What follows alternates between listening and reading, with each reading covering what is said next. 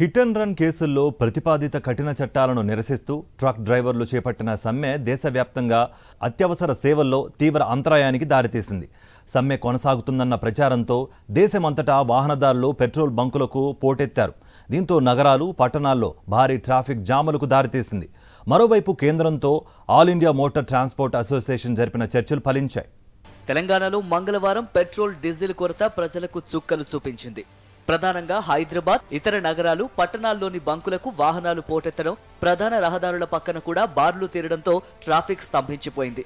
చాలా వరకు బంకులు మూతపడటం, తెరిచి ఉన్న బంకులను ద్విచక్ర వాహనాలు, ఆటోలు, 4 వీలర్లు చుట్టుముట్టడంతో ఒక దశలో పరిస్థితి పూర్తిగా అదుపు తప్పింది. పలుచోట్ల బంకుల సిబ్బంది, వాహనదారుల మధ్య ఘర్షణలు జరగడంతో ఉద్రిక్త వాతావరణం ఏర్పడింది. దీంతో పోలీసులు రంగంలోకి దిగాల్సి వచ్చింది. మంగళవారం సాయంత్రానికి పరిస్థితి తీవ్ర రూపం దాల్చింది.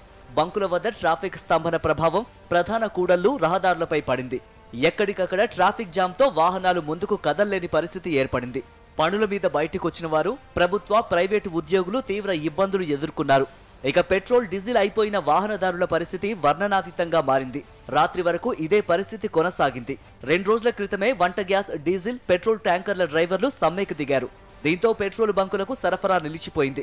ఇక బుధవారం నుంచి దేశవ్యాప్తంగా ఆయిల్ ట్యాంకర్ల డ్రైవర్లు పూర్తి స్థాయిలో సమ్మెకు దిగనున్నట్లు సోషల్ మీడియాలో ప్రచారం జరగడంతో వాహనదారులు ఒక్కసారిగా పెట్రోల్ బంకులకు పోటెత్తారు. పెట్రోల్, డీజిల్, గ్యాస్ కోసం వేలాదిగా వాహనాలు బారులు తీరాయి.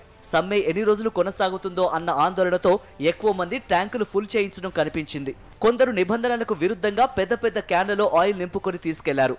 దీంతో మధ్యాహ్నానికల్లా చాలా వరకు బంకుల్లో నిల్వలు ఖాళీ అయ్యాయి. ఆయా బంకుల యజమానులు బంకులు మూసేసి నో స్టాక్ బోర్డులు పెట్టారు.